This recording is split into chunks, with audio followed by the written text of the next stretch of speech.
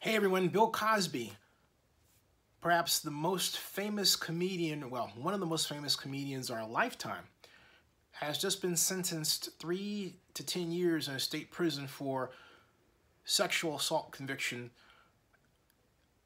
against Andrea Costin when he was said to have sexually assaulted her back in the early 2000s, and the original case was thrown out, but Andrea pushed. And to make a long story short, got her new day in court and won. What I go back to when I think of Bill Cosby is this. When I was a volunteer for the Dianne Feinstein for Governor campaign, one of the people who comprised the senior management team had this idea of bringing in Bill Cosby to make a statement and do kind of a Cosby show style skit. The idea didn't last very long, but the reason his name was brought up in the meeting was because of how he was considered by America, outside of Black America. My personal recollection of Bill Cosby goes back to, I believe this was 1976. And a flight where he was in first class, we were in coach, and the flight attendants were quite literally making a scene over him, sitting on his lap, pouring him drinks. It's the 70s, it's a different time. When I think of Bill Cosby, I think of a Black person who believes that he has white privilege. And there was no more stronger example of this than when Cosby would come out and make fun of and put down the African-American youngsters who were wearing their pants in this new fashion, which is basically below the waist, with the undergarments exposed and everything else. It became a style.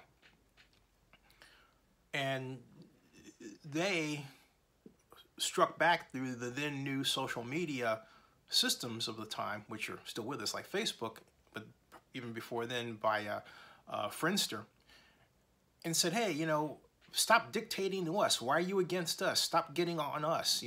What is it? So when this first wave of news about these allegations from women like supermodel Beverly Johnson, who I interviewed, came forward, they were jumping for joy because here Cosby is presenting himself as this perfect guy. Follow me, I'm the perfect individual. And it turned out there was a chink in the armor, which, when upon further inspection, turned out to be a lot bigger than just a chink. Much larger. It's completely wrong to drug a woman to date her. If a woman doesn't want to date you, she doesn't want to date you. But the reason why I present the example of the 70s is because Bill Cosby didn't have to worry about women coming to him. What he should not have been doing is being married. He was married at the time. And so his philandering got him into trouble in more ways than one. His thinking that he was essentially untouchable got him into trouble in more ways than one. And now, in more ways than one, not just the sentencing, but his image and the fact that this, for a long, long time, head of African-American pop culture, and one of the major icons of African-American pop culture was done in this way, has people like my 84-year-old or soon-to-be 84-year-old mom saying, they got another one of our Black men.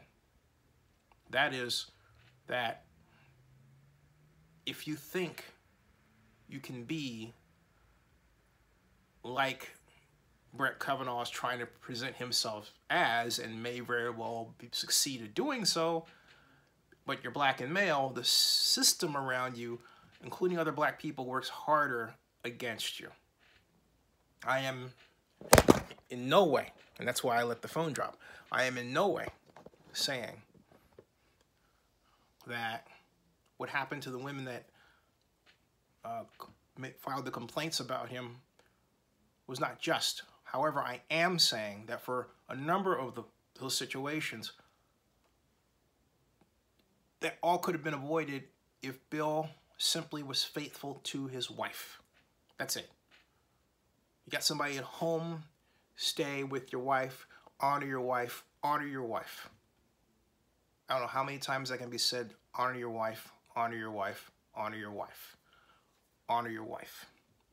Had Bill done that, we would still be talking about the Bill Cosby as he fits the image that we want him to fit, that great one of the Huxtable dad, rather than the one that is about to be remanded to a prison.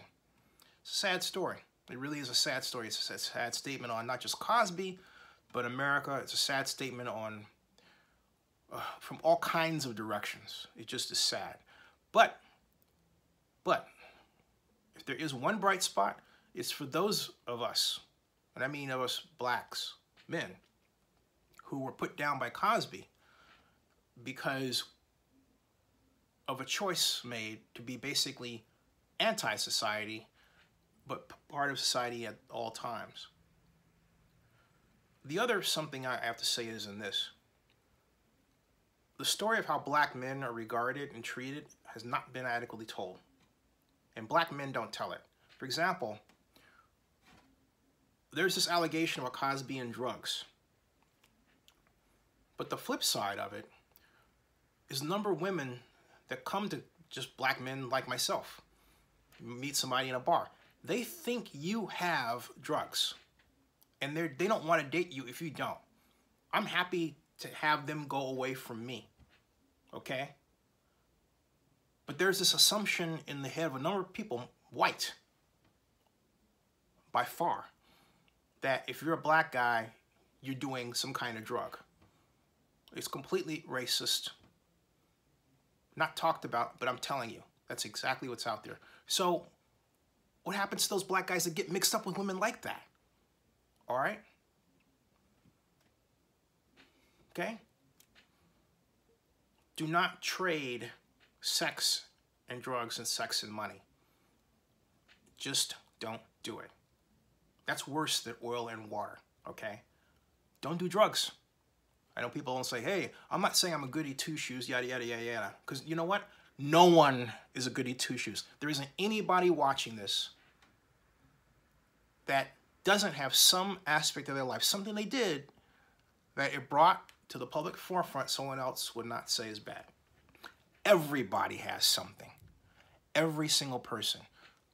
Does it make it right and okay to point it out? No, because it's at some point it's ridiculous. We all know that we're all sinners. Fine.